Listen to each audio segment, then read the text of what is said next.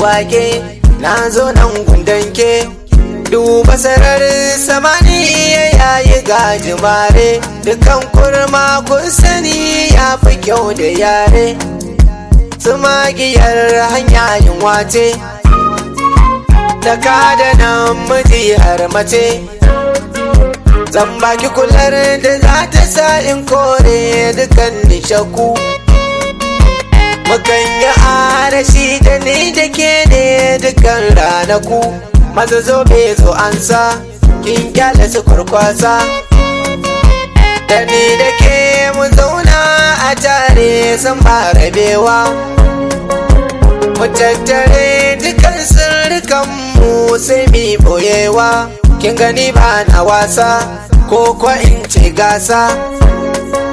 Kowa ya ɗauki rariya ko ya san zata da ruwa. Munafiki da ka gani shi kunne sai kai tushewa. Ba na canjin zance, ni Hausa nake zance. Da ni da ke da hangan mu aiko an ce mun dace. Da gaji ayyar rigami da guda wannan sai mace. Ni dai na yi zaɓe, ɗan kece ne zaɓe. Mayaudari ku dube shi ya ɗau hali na kaza. Kunga dai zanen zabuwa ko baya kama da kaza. Maganar ban fasa ba, shiru ni ba zan yo ba. Mahassadi ku ce da shi kwatin rangini ke zane. Komai ya kasance rayuwar ka ce ne nufin Allah ne. Shari'in an yi kanka, gaskiyar ka ta mai daka. Watan wataran jariri fa za ku ga ya koma uba.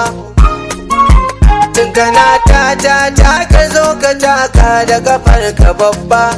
Maza dauda mara daura, da safa ne kamun fara. Bana yin koyi duk akan abin da ya saba doka. Domin ko za ka je ka girba duk abin da ka shuka.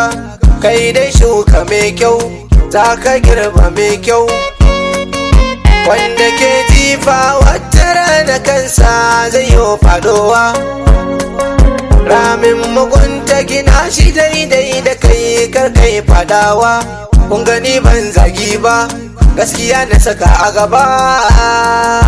Umar ɗan zaki.